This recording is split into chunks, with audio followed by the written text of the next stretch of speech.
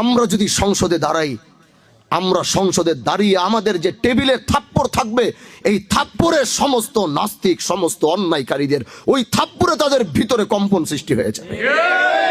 আমরা ওই স্পিকার নিয়ে দাঁড়িয়ে যখন আমরা সংসদে দাঁড়িয়ে কথা বলবো, সমস্ত সংসদ সদস্যরা আমাদের চেহারার দিকে তাকিয়ে দেখবে যে আসলে কারা কথা বলছে, কি বলছে, এরা কারা, এদের পরিচয় কি, এদের বংশ পরিচয় কি। শুধু সেই 311 জন মেম্বার নয়, আমরা সংসদে দাঁড়িয়ে কথা বললে গোটা বাংলাদেশের মানুষ আমাদের দিকে তাকিয়ে দেখবে যে এরা কারা কথা বলছে, কি বলছে।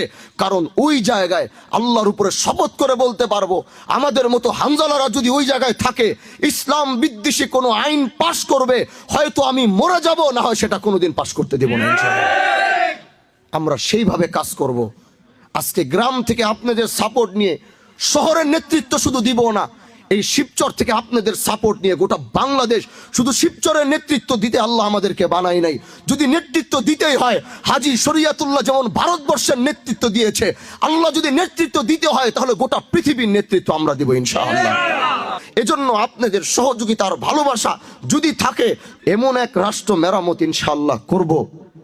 আল্লাহু আকবার। মানুষ বলবে যে আমরা হযরতে ওমরের ইতিহাসগুলো ইতিহাসের বইয়ের পাতায় শুধু পড়েছিলাম, কিন্তু আজ হযরতে ওমরের সেই 1400 বছর আগের সেই রূপটা আমি নিয়ত করেছি। আমরা ভাই আমাকে বলতেছে, ভাইয়া, আমার বড় ভাই আমাকে বলছে যে তুমি যখন কথাটা বললা তখন আমার মন আমাকে বলেছে যে তুমি এই কথাটা বাড়ায় বলো নাই, আল্লাহ তোমাকে যদি এরকম বানায় তুমি আসলেও করবা। আমি ওকে তখন বলছি, আল্লাহর কসম আমি বলেছি মানে আমি বলেছি, আল্লাহ আমাকে যদি বাঁচায় রাখে আমি সেটা করবো ইনশাআল্লাহ। এজন্য ইনসাফ আর ন্যায় ভিত্তিক সমাজ গড়ার জন্য, মাদক মুক্ত করার জন্য, মা বোনদের নিরাপত্তা নিশ্চিত করার জন্য, গরিবের পক্ষে কথা বলার জন্য, বিচার, টাকা খাওয়া বিচারকে বন্ধ করার জন্য, এই সুন্দর একটা সমাজ গড়ার জন্য সরকার আমাদের কোনো টাকা দিবে না। এটা আমাদেরকে দায়িত্ব নিয়ে, দায়িত্ব বোধ থেকে, দায়িত্বর জায়গা থেকে ওইটা আমাদেরকে করতে হবে।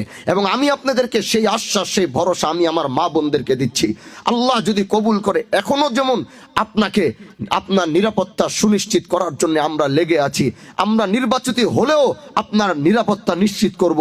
আমরা যদি নির্বাচিত নাও হই তাও আমরা আপনাদের নিরাপত্তা নিশ্চিত করব। আমরা যদি নির্বাচিত হই তাও আমরা মাদকের বিরুদ্ধে আমরা সংগ্রাম করব। যদি আমরা নির্বাচিত নাও হই তাও আমরা মাদকের বিরুদ্ধে সংগ্রাম করব। আমরা যদি নির্বাচিত হই তেমন আমরা গরিবের পক্ষে কথা বলবো।